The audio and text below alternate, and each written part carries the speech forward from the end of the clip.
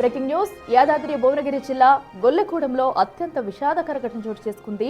అయితే కుటుంబ కలహాల నేపథ్యంలో ఐశ్వర్య అనే వివాహిత తన ఇద్దరు చిన్నారులను చంపి తను కూడా ఉరివేసుకుని ఆత్మహత్యకు పాల్పడింది. రైల్వే ఉద్యోగి అయిన భర్తతో గొడవల వల్లే ఈ ఘాతకానికి ఒడగట్టిందని కుటుంబ సభ్యులు చెబుతున్నారు.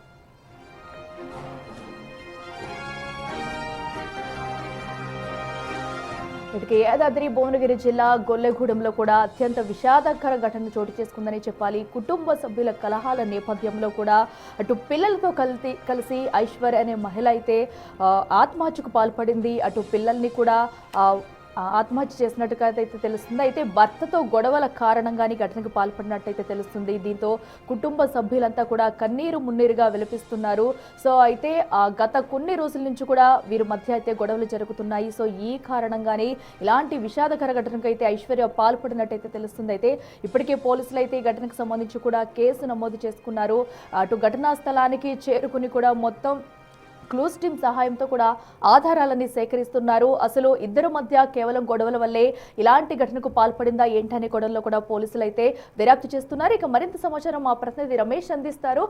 రమేష్ చెప్పండి. సో కుటుంబ కలహాల నేపథ్యంలోనే ఐశ్వర్య అయితే ఆత్మహత్య చేసుకుందా? కుటుంబ సభ్యులు ఏమంటున్నారు? అప్డేట్స్ ఏంటి?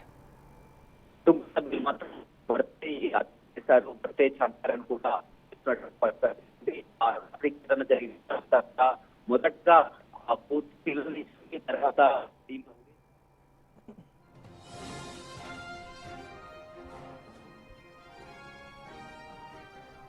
రెడ్డిగా ప్రస్తుతం అయితే ఐశ్వర్య మృతికి గల కారణాలపై కూడా పోలీసులు అయితే దర్యాప్తు చేపట్టారని చెప్పాలి. అయితే కుటుంబ కలహాల నేపథ్యంలోనే ఐశ్వర్య అయితే ఇలాంటి ఘటనకు పాల్పడినట్టు తెలుస్తుంది. గత కొద్ది రోజులుగా కూడా వీరిద్దరికి మధ్య ఘర్షణలు చోటు చేసుకుంటున్నాయి. సో దీంతోనే వివాహిత ఐశ్వర్య అయితే పిల్లలతో సహా ఆత్మహత్య చేసుకుంది. పిల్లలను చంపి తాను కూడా ఆత్మహత్య చేసుకోవడంతో చుట్టుపక్కల గ్రామంలో కూడా విషాద ఛాయలు అలుముకున్నాయని చెప్పాలి.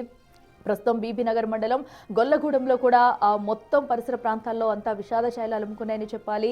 ఐశ్వర్యకు సంబంధించిన ఆ ఫొటోస్ కూడా మనం చూడొచ్చు. తన భర్త పెళ్లి సమయంలో దిగిన ఫోటో, మరో పక్కన పిల్లలు ఇద్దరిని కూడా చంపి తాను ఆత్మహత్య చేసుకుందంటే అసలు తను ఎలాంటి బాధ పడుతుందనేది కూడా ప్రస్తుతం అయితే స్థానికుల్లో కలకలం రేపుందని చెప్పాలి. మా ప్రతినిధి రమేష్ ఉన్నారు. రమేష్, మనం చూస్తున్నాము నిజంగా కుటుంబ కలహాల కారణంగానే ఐశ్వర్య అయితే ఘటనకు పాల్పడిందా? దీనికి సంబంధించి పోలీసులు ఏం చెప్తున్నారు?